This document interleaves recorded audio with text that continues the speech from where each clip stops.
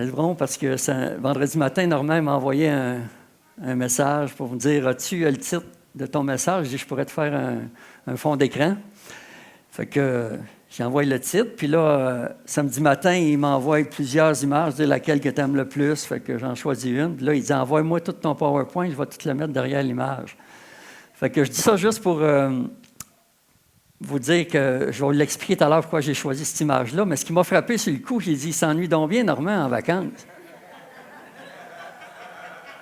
Il est en vacances, il cherche l'ouvrage. Il dit, il est temps qu'il revienne au travail, là. Fait qu'on va être content de te réaccueillir un matin, Normand, puis de reprendre le travail cette semaine. Je vais tout de suite, j'oser aller avec la première diapo. Puis quand je vais arriver au titre, je vais expliquer le rapport avec l'image qu'il y aura là. Alors, Jésus enseignait dans une des synagogues le jour du sabbat, et voici, il y avait là une femme possédée d'un esprit qui la rendait infirme depuis 18 ans. Le mot « possédé », là, tout de suite, je veux le dire, ce n'est pas un bon mot, ce n'est pas une bonne traduction, ça ne devrait pas être écrit là, parce que cet esprit-là n'était pas propriétaire de cette femme-là. C'est juste qu'il était attaché à elle, agrippé à elle. Et un esprit, ça peut être décroché de quelqu'un aussi. C'est ce qui va se passer. Elle était courbée et ne pouvait pas du tout se redresser. Lorsqu'il la vit, Jésus lui adressa la parole et lui dit « Femme, tu es délivrée de ton infirmité. » Et il lui imposa les mains. À l'instant, elle se redressa et glorifia Dieu. Mais le chef de la synagogue, indigné de ce que Jésus avait opéré cette guérison, un jour de sabbat, dit à la foule, « Il y a 6 jours pour travailler, venez donc vous faire guérir ces jours-là et non pas le jour du sabbat. » « Hypocrite, lui répondit le Seigneur, « Est-ce que chacun de vous, le jour du sabbat, ne détache pas de la crèche son bœuf ou son âne pour le mener boire? Et cette femme qui est une fille d'Abraham et que Satan tenait liée depuis 18 ans, ne fallait-il pas la délivrer de cette chaîne le jour du sabbat? » Fait que Jésus, c'est pour ça que je dis un esprit, ça peut être décroché. Un esprit, ça peut s'accrocher au corps d'une personne pour la rendre malade. Ça ne veut pas dire que les maladies sont toujours dues à des esprits, mais c'est une possibilité. Il peut même s'accrocher au cerveau d'une personne pour influencer ses pensées. Fait que c'est important de comprendre ça, qu'il y a un monde spirituel qui influence les êtres humains, qui peuvent s'accrocher, s'attacher à notre corps physique, ou même à notre cerveau, à nos pensées, aller jouer avec nos pensées, nos émotions, notre volonté, les choix qu'on va faire. Mais moi, ma question ce matin, c'est où est-ce qu'il était Dieu pendant ces 18 années-là que cette femme-là a été tenue courbée comme ça? Avant que Jésus arrive pour la délivrer, Dieu, est-ce qu'il était sur son trône déjà, souverain, au ciel? Ben oui, la réponse, c'est évident, c'est oui. Mais pourquoi est-ce que Dieu ne l'a pas délivrée à ce moment-là? Par sa souveraineté sur son trône au ciel. Mais parce que Dieu ne délivre pas les êtres humains par sa souveraineté, mais par des partenaires qu'il trouve sur la terre. Et c'est là que ça va être important de comprendre ce fait-là avec le titre qui va venir maintenant. Dieu n'est pas au contrôle de tout ce qui arrive dans nos vies. Puis j'ai choisi l'image parmi celles que Normand m'avait envoyée d'une marionnette, là, quelqu'un qui manipule une marionnette, un pantin, parce qu'on n'est pas des pantins. Dieu va toujours faire le plus qui lui est possible pour influencer nos décisions, mais il ne va jamais nous forcer. On n'est pas des pantins. Dieu jamais va exercer ce qu'on appelle de la coercition pour forcer les personnes à faire sa volonté, mais il fait tout ce qu'il peut pour nous influencer le plus possible à choisir à faire sa volonté. C'est facile à prouver, ça, que Dieu n'est pas au contrôle de tout ce qui arrive dans nos vies. Par exemple, en tant que partenaire de Dieu, Dieu nous dit beaucoup de choses qu'il nous demande de faire pour faire arriver des choses qui sont selon sa volonté. Par exemple, il nous dit de prier sans cesse. Hein? Vous avez tous lu ça, c'est écrit dans la Bible, prier sans cesse. Mais si, en tant que partenaire, on ne prie pas, c'est-tu parce que Dieu est au contrôle de notre vie de prière? Dieu n'est pas au contrôle de tout ce qui arrive dans nos vies. Il nous dit de méditer sa parole jour et nuit. Si on ne médite pas sa parole, c'est parce que Dieu est au contrôle de notre vie de lecture et de méditation. Il nous dit de pardonner à ceux qui nous ont offensés. Si on ne pardonne pas, c'est Dieu qui est au contrôle de nos vies. Donc on pourrait multiplier les exemples comme ça. Puis ce qui est vrai dans le spirituel, c'est vrai aussi dans le naturel. Par exemple, si quelqu'un ne se lave pas pendant 3 mois, mais il va puer, puis c'est pas parce que Dieu est au contrôle. Hein? Puis c'est pas parce qu'on est chrétien, il n'y a pas une immunité contre les mauvaises odeurs parce qu'on est chrétien. Si on ne se lave pas pendant 3 mois, on va sentir mauvais.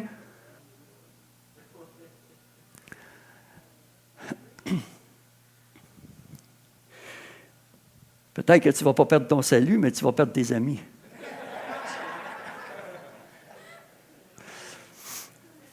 Mais c'est vrai spirituellement aussi, parce que si on ne se lave pas avec la parole de Dieu, on va perdre beaucoup de bénédictions, beaucoup de privilèges. On va perdre même l'aide de nos amis, les anges. Parce que dans l'Apocalypse, par 2 fois, il y a un ange qui dit à Jean, « Je suis ton compagnon de service et celui de tes frères et sœurs qui ont le témoignage de Jésus. Adore Dieu. » Ça veut dire que si on n'a pas le témoignage de Jésus vraiment dans notre cœur, si on n'est pas des adorateurs de Dieu, on ne trouvera pas le même secours des anges qui sont nos compagnons de service, qui sont nos amis, qu'on va trouver si on fait ce que Dieu nous dit de faire. C'est une réalité surnaturelle. Les anges sont nos amis. Mais juste pour montrer avec des versets bibliques comment c'est vrai que Dieu n'est pas au contrôle de tout ce qui nous arrive, prochaine diapo dans Galates 5, versets 7 à 8, « Vous courriez bien, Paul dit aux Galates, vous courriez bien.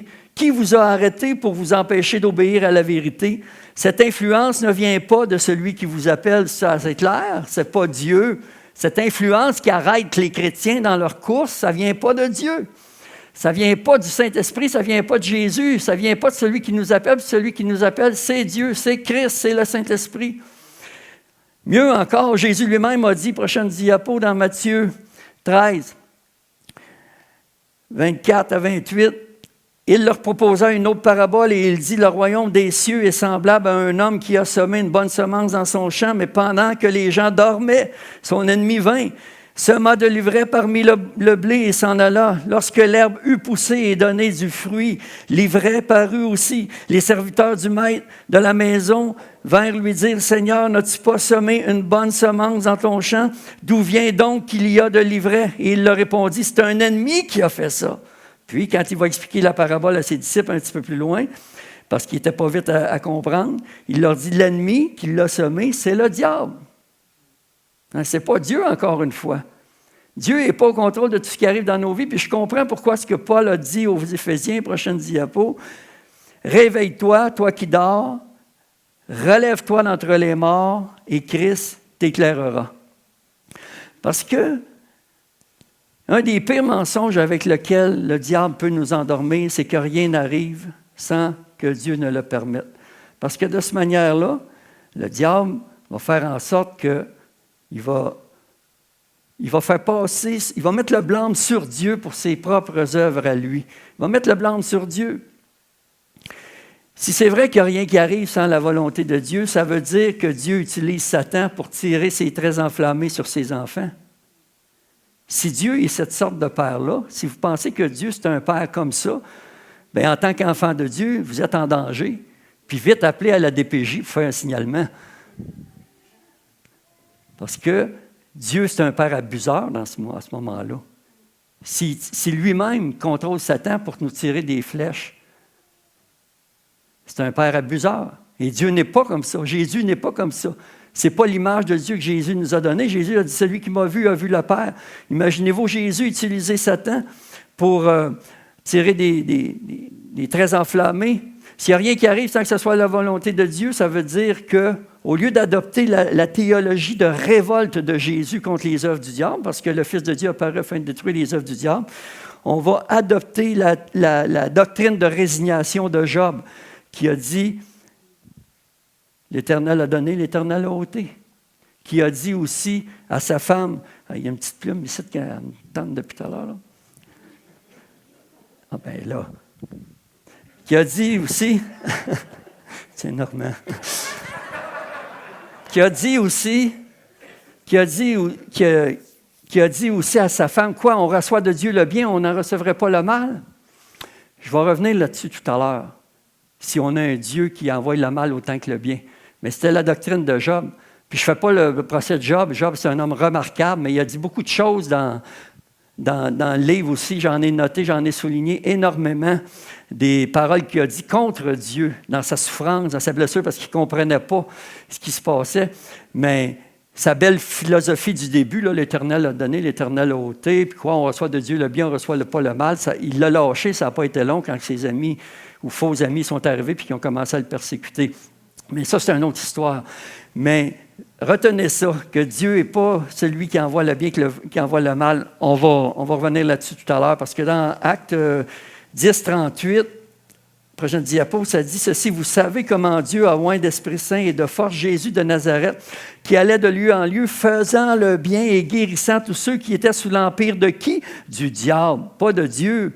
Parce que Dieu était avec Jésus, il n'était pas avec le diable, mais il était sous l'empire du diable, sous l'emprise de Satan, pas sous celle de Dieu.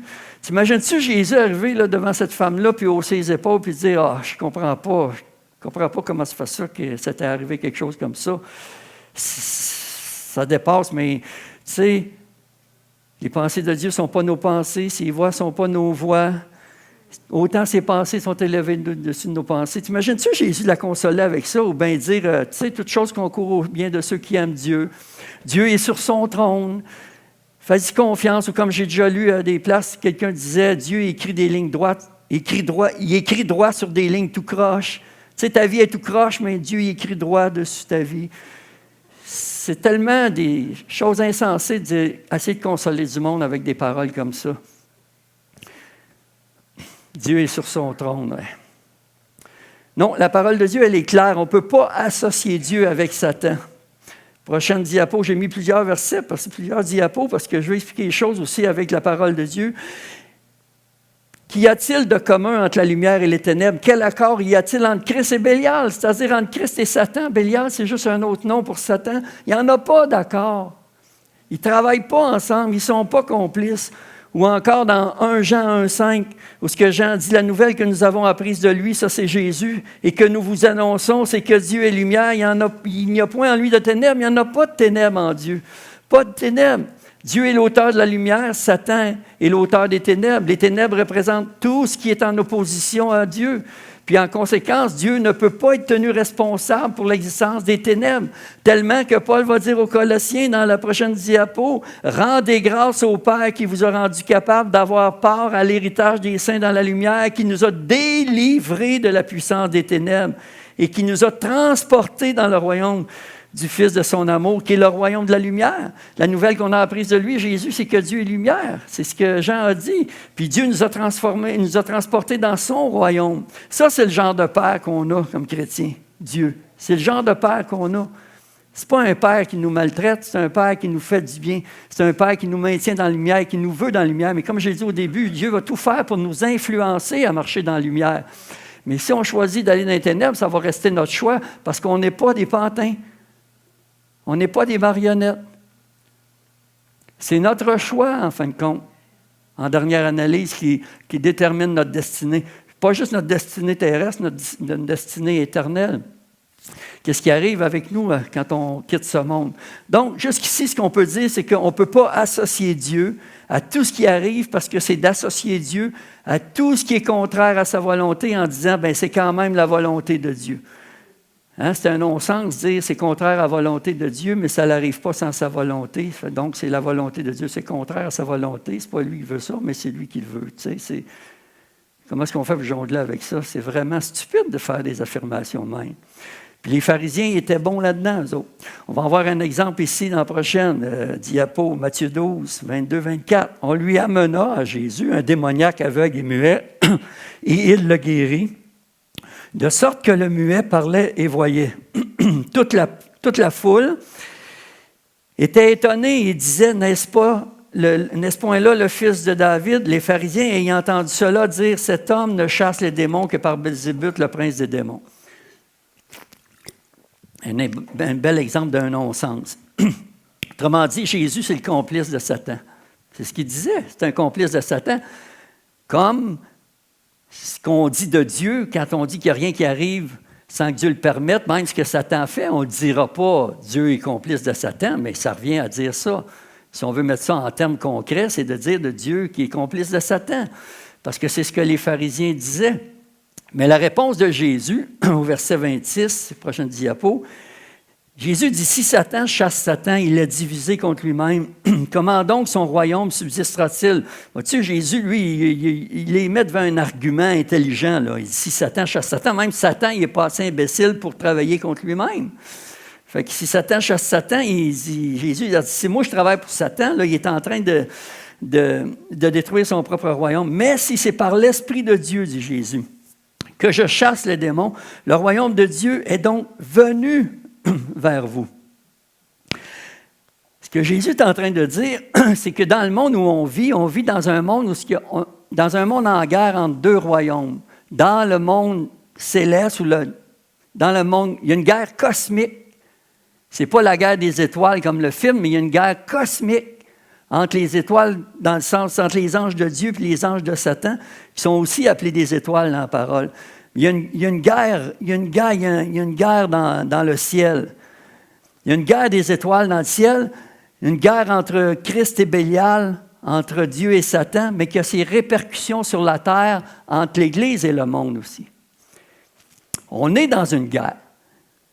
Il y a tellement de victimes collatérales, même au Québec, là, je lisais ça il n'y a pas longtemps, en 2025, cette année, sur les 124 milliards de dollars du budget provincial du Québec, il y a 60 milliards qui s'en vont au budget de la santé. C'est la moitié. Si ça, ce n'est pas une preuve qu'il y a des victimes collatérales de la guerre qui se passe là, puis qu'il y a des répercussions ici, puis regardez tous les troubles qu'il y a dans tous les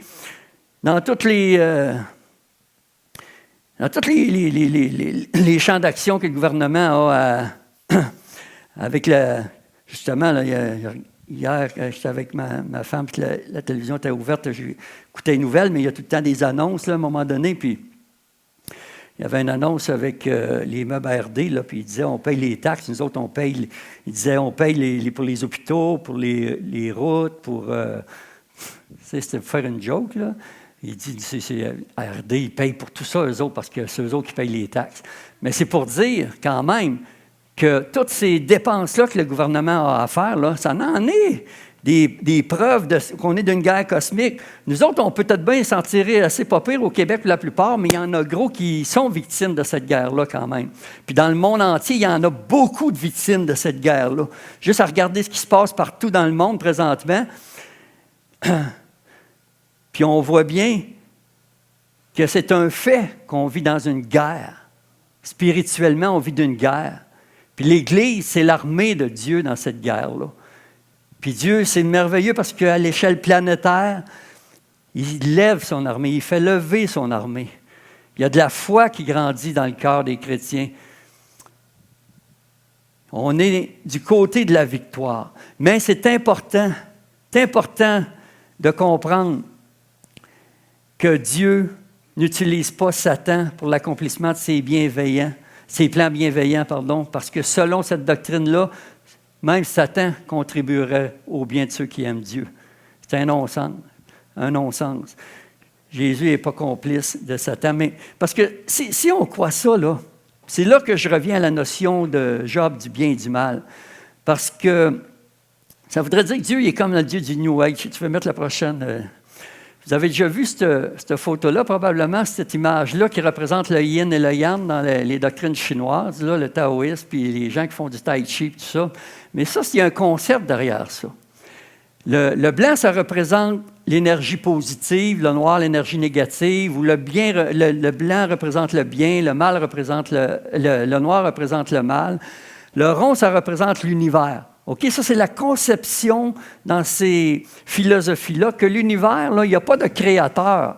L'univers, c'est une entité en elle-même dans laquelle il y a le bien et le mal qui ne sont pas des forces opposées comme telles, c'est des forces complémentaires. Il y a même dans le New Age aujourd'hui, il y a même des séminaires de formation où ils appellent ça la non-dualité. C'est-à-dire que Dieu et Satan, là, eux autres, là, ils sont rendus ailleurs. Les chrétiens, là, on est vraiment arriérés mental de croire ça. Là. Parce que l'univers, là, c'est un tout comme ça, puis dans lequel il y a le bien et le mal. Puis ce qui va créer l'équilibre dans la vie d'un être humain, c'est justement c'est à ça va servir le yoga, par exemple, où tu sais, qu'ils vont se mettre en position pour capter l'énergie positive et négative, mais dans le sens qu'il faut avoir juste le bon équilibre pour avoir la santé. Puis c'est pour ça que tu as un petit rond noir dans le blanc, parce qu'il y a tout le temps un petit peu de mal dans le bon, puis tu as un petit rond blanc dans le noir, parce que tu as tout le temps un petit peu de bon dans le noir, dans le mal. Puis il faut aller chercher ça. C'est l'équilibre des deux. Puis dans beaucoup de médecines parallèles, ils sont basés là-dessus aussi. Des médecines qui se sont envenues ici aujourd'hui, puis je n'ai pas fait une étude approfondie de toutes, mais quand, par exemple, dans l'acupuncture, on utilise des aiguilles, qu'est-ce qu'ils font avec ça? C'est justement ce qu'ils prétendent d'aller chercher ces énergies-là pour produire la guérison. Puis, je ne sais pas, comme je n'ai pas fait d'études approfondies, mais je nie pas que, comme dans d'autres sortes de médecine, qu'il y a des gens qui ont certaines guérisons, mais tu peux être sûr qu'à un moment donné, tu vas leur payer plus tard, parce que ce n'est pas avec une énergie que tu es en contact dans ce temps-là. C'est avec des esprits. C'est un monde d'esprits. Si on croit à la Bible, si vous ne voulez pas croire à la Bible, c'est vos affaires, mais je ne sais pas pourquoi vous êtes ici ce matin, mais si on veut croire à la Bible, c'est un monde spirituel, c'est un monde d'esprit. Et puis, il va falloir leur payer plus tard. Les gens qui obtiennent des guérisons autrement que par la médecine, ou, je veux dire, la médecine qu'on peut appeler la médecine scientifique, là, ou par des guérisons que le Seigneur, par la prière, bien, ils vont leur payer plus tard. Comme j'entendais un prédicateur dire il n'y a pas longtemps, il disait, c'est comme quelqu'un qui a bien besoin d'argent, besoin de 10 000 $ pour se sortir d'une dette puis d'une situation difficile, puis qui trouve quelqu'un pour y prêter l'argent, bien, tant mieux, mais sauf s'il l'emprunte à la mafia. Hein? Ça peut aider sur le coup, mais à un moment donné, il va falloir que tu rembourses parce que c'est au prix de ta vie. Donc, Satan, c'est la paix des mafias que tu peux trouver, là. C'est bon à savoir que ces doctrines-là, puis réflexologie, puis Reiki, puis il y en aurait plein, là. Mais faites attention quand vous voulez aller trouver du secours, de l'aide dans ces... Commencez donc par demander la prière de l'Église, la PGI, la prière de guérison intérieure. Peut-être que vous allez trouver beaucoup de guérison juste par ce moyen-là. La doctrine du nouvel âge, c'est une doctrine de démon, pas compliqué. C'est une doctrine qui est vraiment perverse dans le monde d'aujourd'hui parce que c'est capable de tromper même les chrétiens. Parce que c'est une doctrine qui associe le bien au mal, comme Job. Quoi? On reçoit de Dieu le bien, on ne recevrait pas le mal. Donc, ça peut nous tromper parce que, je le répète, ça fait partie de cette philosophie-là qui ne vient pas juste de la Chine là, avec le taoïsme, mais qui vient aussi de doctrine de l'hindouisme en Inde, puis du bouddhisme au Tibet, parce que c'est des doctrines qui ont toutes la même conception de l'univers. L'univers, ce n'est pas un Dieu créateur. C'est une énergie impersonnelle. Ce n'est pas une personne, c'est une énergie impersonnelle. Ils vont dire peut-être des fois une conscience, mais... Puis le but, c'est pour les gens dans le nouvel âge, c'est de renouer avec leur divinité, parce que tout fait partie de Dieu. Que tu sois un arbre ou une roche, ou peu importe dans la création, animal ou être humain, ou quoi que ce soit, tout est une émanation de cette énergie-là. Puis c'est pour ça que je dis que dans le nouvel âge, les gens veulent renouer avec leur divinité, parce que pour eux autres, le péché, ça n'existe pas. Ça, c'est vraiment des notions archaïques, vieux jeux, là, qui sont plus adaptés pour le monde d'aujourd'hui. Mais ça a tout été importé des religions orientales, bouddhistes, puis taoïstes, puis indiennes, puis c'est venu parmi nous aujourd'hui. Puis beaucoup de chrétiens peuvent être séduits par ça. Puis ça fait longtemps que ça veut dire que ça a fait son bonhomme de chemin tranquillement.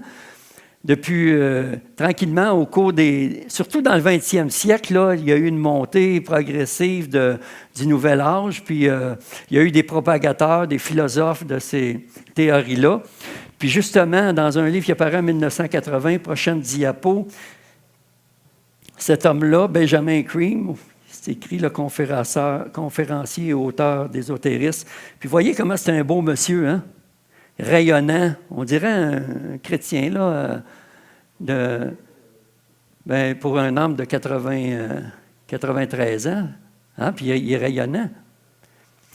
Puis je suis sûr que, en tout cas, j'imagine qu'il ne savait pas consciemment qu'en fin de compte, en faisant ça, il était un ministre, non pas de Christ, parce qu'il a écrit un livre qui s'appelle « The Reappearance of Christ hein, », la réapparition de Christ. Il a écrit un livre qui a paru en 1980, dans lequel il a écrit « Certainement », à la page 103 de son livre, « Certainement les forces du mal font partie de Dieu, elles ne sont pas séparées de Dieu, toutes choses font partie de Dieu. » Lui, il a basé sa vie sur cette philosophie-là. Puis comme la parole, Paul, dans l'Épître aux Corinthiens, quand il nous dit qu'il n'est pas surprenant que les ministres, les apôtres, les faux apôtres, se déguisent en ministres de Christ, parce qu'il dit Satan lui-même se déguise en ange de lumière. Puis comme je dis, peut-être cet homme-là, sûrement qu'il n'était pas conscient, mais j'imagine qu'à quelque part dans sa vie, il a été mis au courant de l'Évangile, qu'il connaissait sûrement, qu'il avait lu sûrement, puisqu'il parle de la réapparence de Christ, la réapparition de Christ. C'est une notion qui n'était pas étrangère pour lui, mais ce n'est pas le Christ des Évangiles, ce n'est pas notre Jésus à nous autres, c'est celui du Nouvel Âge. Donc, c'est une pensée qui est dans le monde aujourd'hui, ça. On rencontre des gens tous les jours qui ont ces croyances-là. On vit dans ce monde-là. La prochaine diapo, lui ici, c'est un philosophe hindouiste. Swami Vivekananda. Il faut prendre le temps de le dire. Ça ressemble à Vive le Canada, mais comme ça, là, il y en a un qui voudrait bien avoir le Canada, là, qui a le bras en l'air comme ça, mais nous autres, on dit Vive le Canada, on veut le garder notre pays. Lui, il a dit seulement nous, les hindous, osons adorer Dieu dans sa forme du mal, avec la mort et la violence qui font aussi partie de Dieu. Mais je le demande ce matin, est-ce que nous, chrétiens, on fait mieux quand on dit que Dieu contrôle Satan pour contribuer à notre bien? Parce que selon Romains 8, 28, toute chose concourt au bien de ceux qui aiment Dieu. Est-ce qu'on fait mieux? Parce que nous autres, c'est sûr, comme chrétiens, on ne peut pas dire Dieu n'existe pas puis Satan n'existe pas parce que la Bible l'affirme les deux. Donc, étant donné qu'il y a beaucoup de choses qu'on s'explique mal, on a fini par dire c'est parce que Dieu, au fond, contrôle Satan. Satan ne peut rien faire sans la permission de Dieu. Donc, Dieu est au contrôle. Puis c'est ce qu'on appelle le calvinisme. Là, c'est une doctrine de Jean Calvin au 16e siècle, mais ça, c'est un autre domaine à expliquer, cette doctrine-là. Mais je veux dire, le calvinisme, c'est essentiellement ça. Là. Puis ça a été tiré beaucoup de Job, qui a dit « Quoi, on reçoit de Dieu le bien, on ne recevrait pas le mal? » Puis, beaucoup du prochain passage qu'on va lire. Et pour que je ne sois pas enflé d'orgueil, dit Paul, à cause de l'excellence de ces révélations, il m'a été mis une écharpe dans la chair, un ange de Satan pour me souffleter et m'empêcher de m'enorgueillir. 3 fois, j'ai prié le Seigneur de l'éloigner de moi, et il m'a dit, ma grâce te suffit, car ma puissance s'accomplit dans la faiblesse. Puis c'est à partir de ce verset-là, ou de versets semblables, que vient l'idée que Dieu tient le diable en laisse, hein, comme un chien méchant, puis il va lui donner du lousse pour nous mordre au besoin, pour nous empêcher de nous enorgueillir. Hein? Vous feriez ça avec vos enfants, vous autres aussi, si vous les trouviez un petit peu orgueilleux, puis vous avez un chien méchant, là, un pitbull, donnez un petit peu de lousse, va mordre mon enfant un peu, pour l'empêcher de s'enorgueillir. C'est tellement un non-sens, c'est tellement un non-sens. Puis moi, dans un commentaire que j'ai chez nous, qui s'appelle « Commentaire Emmaüs », d'une école biblique en Suisse, l'école Emmaüs, qui est une très bonne école. Puis le commentaire, il est épais là, de Genèse à l'Apocalypse, puis je l'ai depuis probablement 40 ans, assez au début de ma vie chrétienne, puis j'ai souligné plein de bons commentaires là-dedans. Mais le commentaire sur ce verset-là, non. Parce que le commentaire sur ce verset-là, voici ce qu'ils disent. « Satan n'est que l'agent des intentions salutaires de Dieu. » Satan n'est que l'agent des intentions salutaires de Dieu. Hein? Autrement dit, justement, ce n'est pas lui qui paye sa gâchette, mais il engage quelqu'un comme tueur à gage. Je me rappelle, il y a quelques années, quand le père Rizzuto, le grand-père, là, s'est fait tuer. Parce qu'ils sont plusieurs dans la famille, il y avait le grand-père, le père, puis les fils, puis tout ça, dans ma fiole. Lui, il s'est fait tirer dans sa maison par un tueur à gages, mais il l'a tiré à travers la vitrine de la fenêtre de la maison, puis le bonhomme est mort là tout de suite. Puis on sait que cet homme-là, c'est un assassin qui a passé sa vie dans le crime organisé. C'est le père Rizzuto, le père, le parrain en haut de l'échelle. Bon, bien, si on apprenait que c'est la police qui a engagé un tueur à gages, on dirait, bien voyons, ça n'a pas de bon sens, ils n'ont pas le droit de faire ça. La police n'a pas le droit d'engager un tueur à gages pour tuer, même si on sait que c'est un bandit. Mais pourquoi que Dieu, lui, il aura le droit? Dieu a-t-il le droit d'être immoral quand il nous dit que nous, on n'a pas le droit de l'être? Dieu agit toujours en intégrité avec ce qu'il est, un Dieu saint. On l'a chanté un matin. C'est un Dieu saint. Il va toujours agir en conformité avec ses principes de justice et de sainteté. Il ne va jamais commettre de fraude, jamais commettre de crime. Alors, un commentaire comme celui-là, c'est ce que ça nous dit. Puis il y a pire encore parce que dans une autre Bible que j'ai chez nous, qui s'appelle la Spirit-Filled Bible, hein, la Bible remplie du Saint-Esprit, qui est une Bible pentecôtiste, puis c'est une super bonne Bible. Plus difficile à lire parce que la version, c'est la version ancienne là, de King James, mais je veux dire, les commentaires sont vraiment bons. Mais sur ce verset-là, non. Ça a beau être la Spirit-Filled Bible, là, ce qu'ils disent là-dedans, puis là, je l'ai souligné même en orange. J'ai pris la peine de gaspiller un peu ma Bible pour vous essayer de voir, même si c'est en anglais. Là. Ce qui est souligné en orange, ouais, OK. Oh, là, on ne le voit pas assez parce qu'il est pas assez gros, mais en tout cas, je vous le dis, là, je vous lis ce qui est en orange. Là. Ce qui est clair, cependant, c'est que l'écharpe dans la chair, c'était bien un messager de Satan, mais c'est aussi clair que la providence de Dieu permet cela, nous indiquant que Dieu est l'agent invisible qui supervise tout le processus. Puis en bas, c'est écrit, peu importe, à chaque fois que Satan tire ses traits enflammés ou ses écharpes dans la chair, Dieu est l'agent invisible qui contrôle en arrière pour amener le développement du caractère chrétien. Imagine-toi. La Spirit-Filled Bible qui dit que Satan, c'est l'agent de Dieu pour développer le caractère chrétien. Pour moi, en tout cas, c'est un non-sens total. Puis ça, là, moi, là, ça fait pas, c'est pas d'hier là, que j'ai changé mon... Puis je vais vous expliquer là, dans ce qui va suivre une autre façon de comprendre ce verset-là. Parce que, vous savez, une Bible, là, les Bibles en français, ils sont traduites du grec au français ou à une autre langue. Mais une Bible, une traduction, c'est tout le temps aussi une interprétation jusqu'à une certaine mesure. Parce que la personne qui va traduire la Bible, là, comme Louis II, là, qui a traduit la Bible en 1909, il n'était pas un chrétien né de nouveau, lui. C'est un savant en langue, puis il a fait une bonne traduction.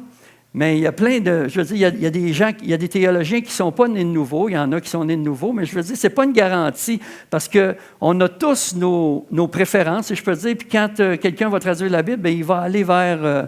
puis on n'est pas exempt de ça. Mais moi, quand, en 93 ou 94, j'ai écouté certains enseignements qui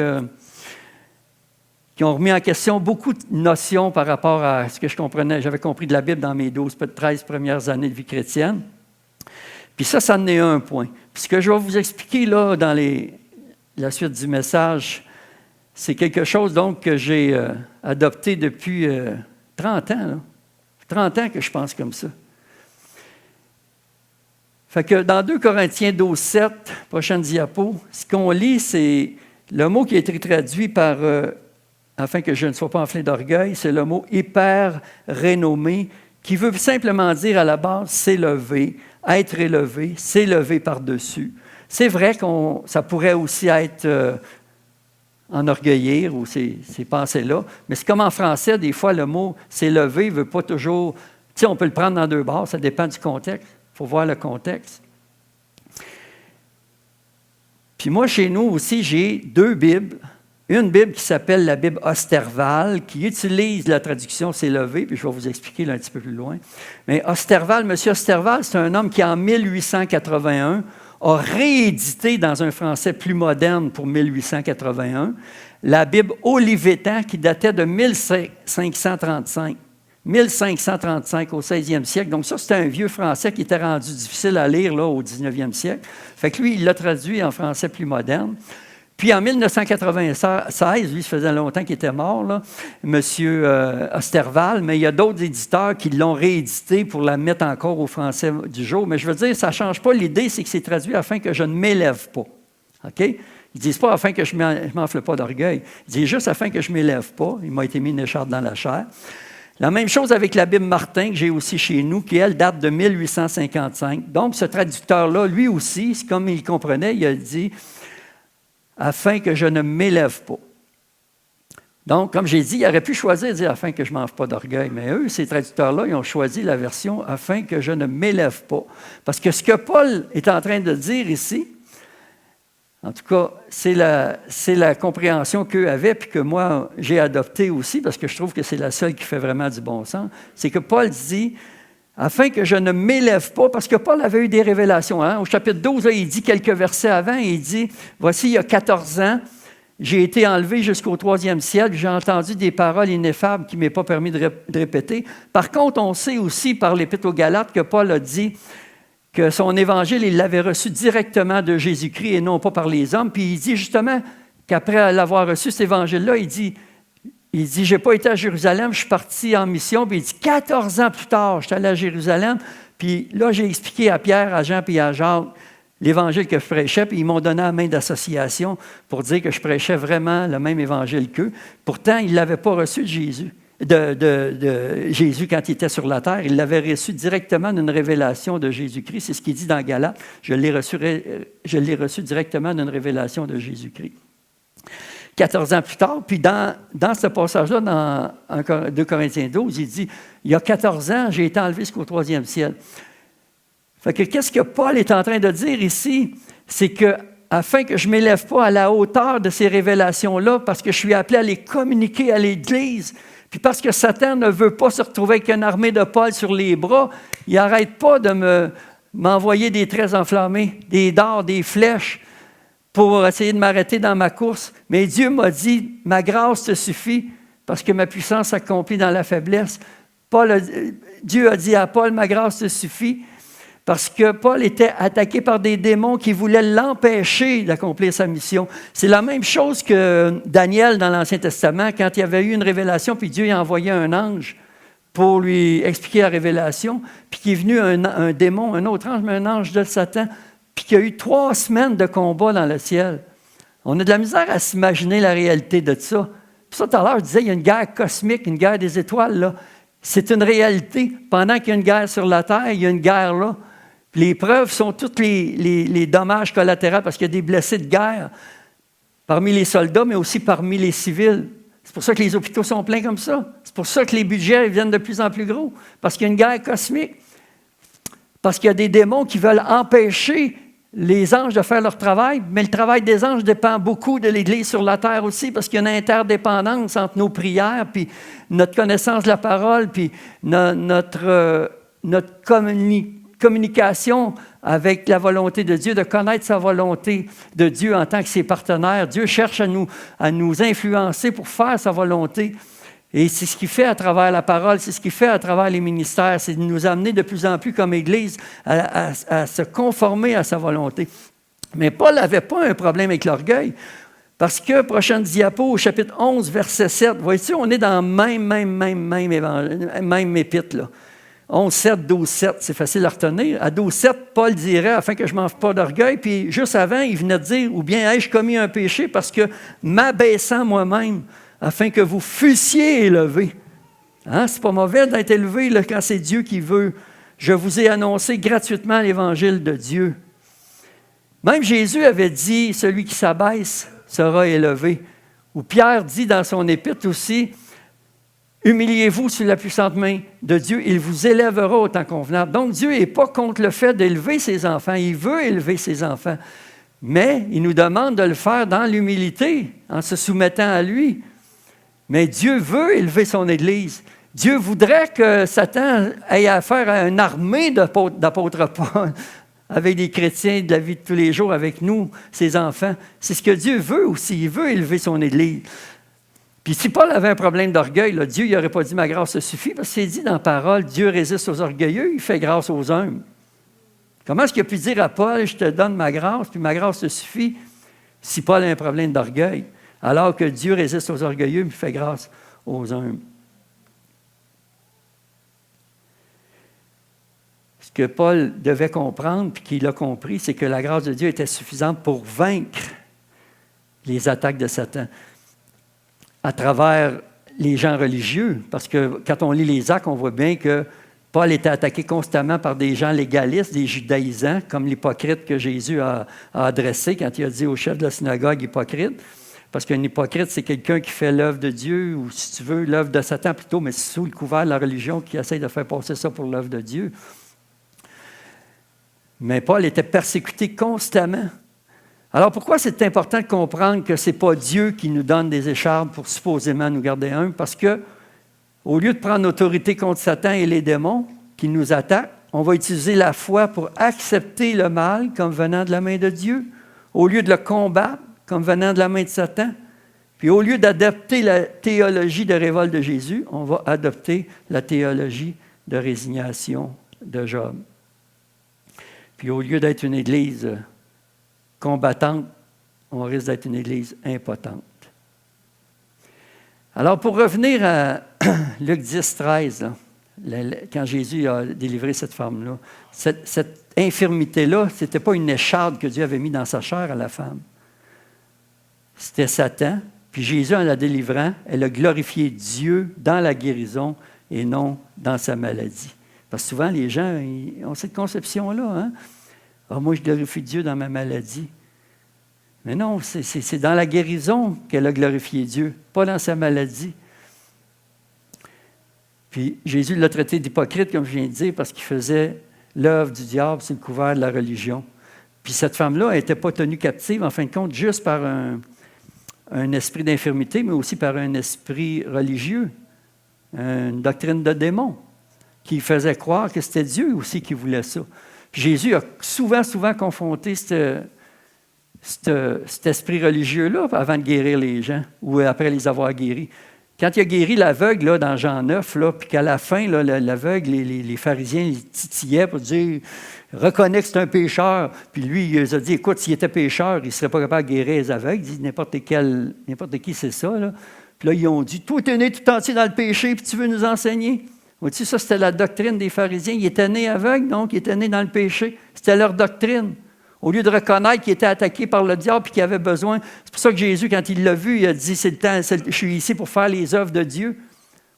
Pendant que la lumière est dans le monde, il dit, c'est le temps d'agir de jour. Puis il l'a guéri. Quand les 4 amis ont fait descendre le paralytique là, au pied de Jésus, pourquoi il a commencé par lui dire, tes péchés sont pardonnés? C'est-tu vraiment parce que Dieu ne peut pas délivrer quelqu'un avant que ses péchés soient pardonnés? Si vous pensez comme ça, vous risquez de rester malade parce que Dieu est capable de nous guérir même quand on a encore des péchés, même si on n'a pas encore la victoire sur tout. Dieu veut nous guérir quand même. Si on marche dans la culpabilité, on met un blocage à la guérison. Jésus a dit ça pour faire choquer les pharisiens qui étaient là. Parce que les pharisiens ont commencé à dire « Hey, qui peut pardonner les péchés? Il y a juste Dieu qui peut faire ça. » Mais Jésus, il les a entendus dans leur pensée, parce qu'il a dit, pourquoi vous dites ça? Pourquoi vous pensez comme ça? Mais dans le fond, lui, là, qui était là, couché là, il entendait cette conversation-là. Il entendait Jésus qui était en train de les confronter, puis de dire, votre esprit religieux, vous autres, là. Puis lui, il entendait ça. Puis c'est ça, au fond, qu'il l'a boosté dans sa foi. Il dit, hey, c'est pas parce que je suis un pécheur.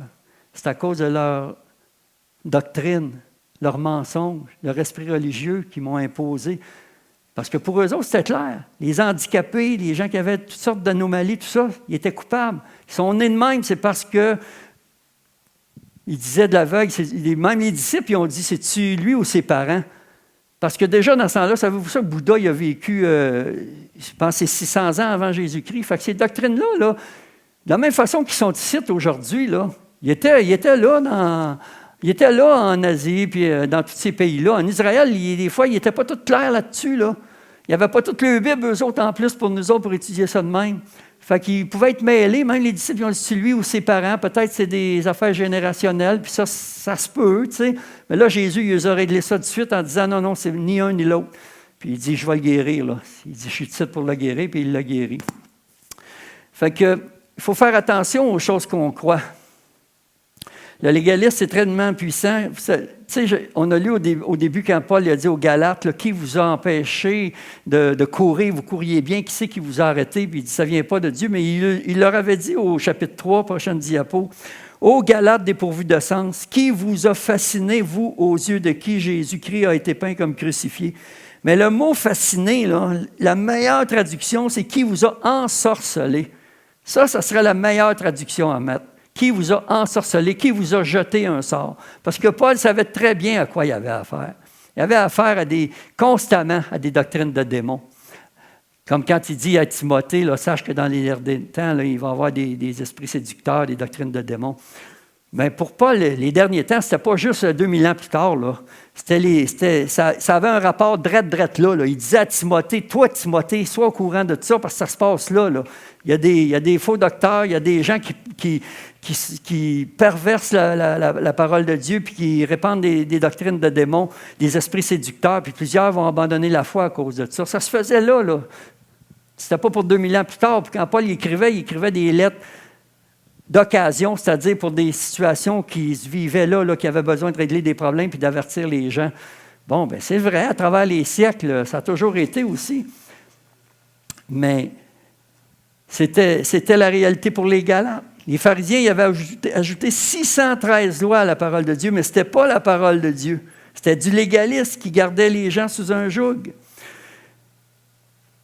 Alors, j'achève, mais juste pour dire, là, dans Luc 13, cette histoire-là avec la femme, là, ça nous montre que c'est possible. Ce n'est pas toujours le cas, mais c'est possible pour quelqu'un de demeurer malade parce qu'un démon est accroché, soit à son corps, soit à ses pensées, ses émotions, son cerveau.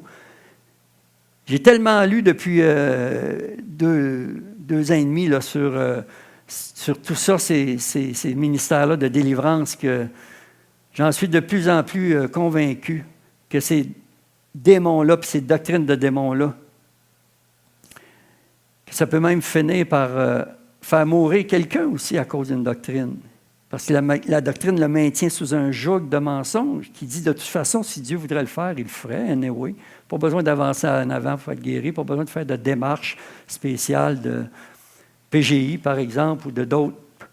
Comme le livre qu'on est en train de lire, là, le Soul Care, là, le livre qui est annoncé au début. Là, il y a 7 principes là-dedans, dans ce livre-là, sur la santé de l'âme. Mais le dernier principe, il parle de délivrance, de démons. Puis lui, cet homme-là, c'était un pasteur pendant 22 ans. Puis en 2017, là, Dieu l'a appelé un ministère international. Maintenant, il ne fait que ça. Il se promène dans le monde entier. Rob Reimer, mais son dernier chapitre, puis il dit qu'il a délivré plein de chrétiens, même des pasteurs. Il a délivré des pasteurs. Il raconte une fois, il était dans une salle comme ça, là, puis là, il avait commencé à faire son enseignement, puis il y a un pasteur qui était choqué après, qui s'est levé, il a dit « Ça se peut pas, un chrétien n'a pas le droit ne peut pas avoir de démons. » Puis lui, d'en avant, il a dit, sais-tu pourquoi tu dis ça? On va dire qu'il s'appelle Charles, moi, je ne sais pas, mais il l'a appelé par son prénom, il connaissait. Il dit, c'est la seule raison que tu fais ça, là, il dit, c'est parce que c'est un démon. Fait que là, tout le monde dans la salle s'est mis à rire, puis le pasteur là aussi, parce qu'il fallait qu'il fasse une joke, puis il dit, non, je ne fais pas de joke. Puis il dit, tu vas voir à la fin, là, il dit, je vais faire une délivrance, puis tu vas être délivré. Puis quand il a fait son appel à la fin, son test, puis tout, le pasteur, il est venu en courant en avant, il dit, j'entends des voix. Bon, puis il donne toutes sortes d'exemples dans les enseignements, pas nécessairement tous dans le livre, là, parce que moi, j'ai de ces enseignements chez nous, là, que j'ai achetés parce que je voulais vraiment comprendre la totale, comme on dit. Là. Fait que, mais il donne tellement d'exemples de chrétiens qui étaient pris avec des démons, puis qui ont été délivrés. Puis c'est pour ça que je dis, moi, Seigneur, même, moi, je voudrais bien, si je ne le sais pas, puis que j'aurais un lien à quelque part. Pour ça, je veux la faire, la PGI, moi-même. Je veux me soumettre à la PGI parce que je veux être sûr qu'il n'y a pas rien qui peut bloquer. Parce qu'on a tous des... À un moment donné, on sent qu'il y a des plafonds à des niveaux, des places. Hein? Fait que j'en veux pas de plafond dans ma vie. Puis je vous encourage à lire ce livre-là, puis pourquoi pas se soumettre à la prière de guérison intérieure? Parce que c'est une démarche exactement pour ça. Jésus, lui, il les faisait vite. C'était Jésus. Hein? Mais On n'est pas Jésus, mais il nous donne tellement de moyens de plus en plus aujourd'hui à l'international. Moi, c'est ça que je trouve formidable. Puis Rob Raymer, puis son livre, ça en est un. Il y en a d'autres, il y en a plein d'autres à cette heure. Puis la PGI, ça vient de Québec avec Michel Robillard puis son épouse, mais c'est merveilleux. Même au Québec, là, Dieu fait des choses. La PGI puis le livre Soul Care, c'est deux choses différentes. Mais ça se marie aussi ensemble. On peut travailler à partir des deux choses. Fait que Dominique, vous pouvez revenir pour la louange. Je vais finir avec le prochaine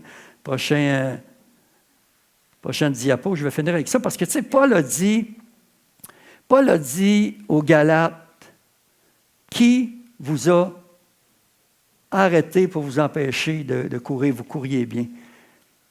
Fait qu'au lieu de se laisser arrêter dans notre course comme les Galates, pourquoi pas suivre l'exemple de Paul dans Philippiens? La dernière diapo ce matin, Philippiens. Tu ne l'as pas? Ah bon, ben je vous la lis. Ce n'est pas que j'ai remporté le prix ou que j'ai déjà atteint la perfection, mais je cours,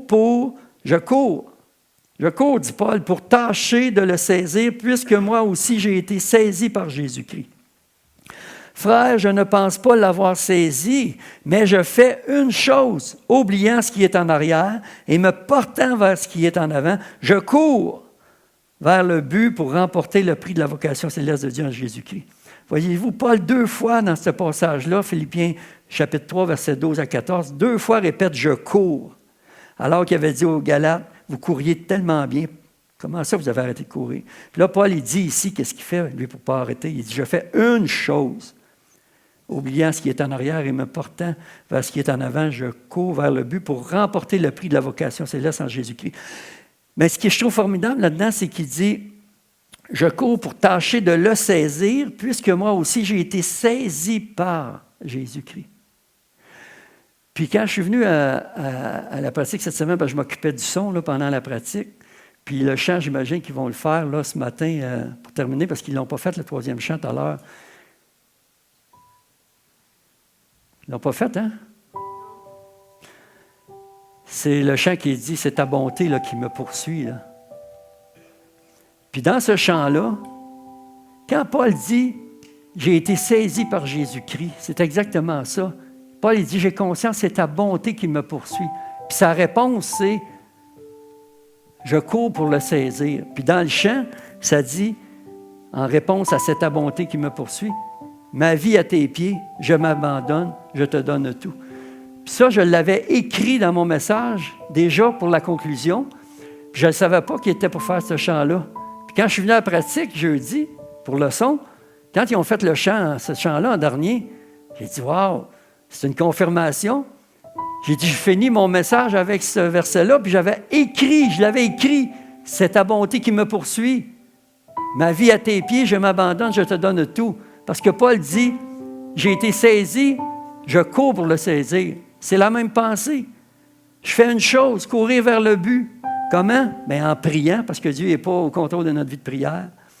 En méditant la parole, parce que ce n'est pas Dieu qui est au contrôle de notre vie de méditation. En pardonnant, parce que ce n'est pas Dieu qui est au contrôle de nos pardons et tout ça. Ce n'est pas Dieu qui est au contrôle. Il cherche à nous influencer le plus possible à faire ce qu'il nous dit de faire. Mais si un chrétien ne fait pas la seule chose qu'il nous dit de faire, parce que Paul dit « Je fais une chose », Jésus a dit « Cherchez premièrement le royaume de Dieu et sa justice ». Si je ne fais pas ce à quoi Dieu m'appelle, mais que je ne vienne pas dire que c'est Dieu qui est au contrôle, non, cette influence ne vient pas de celui qui vous appelle. C'est un ennemi qui a fait ça.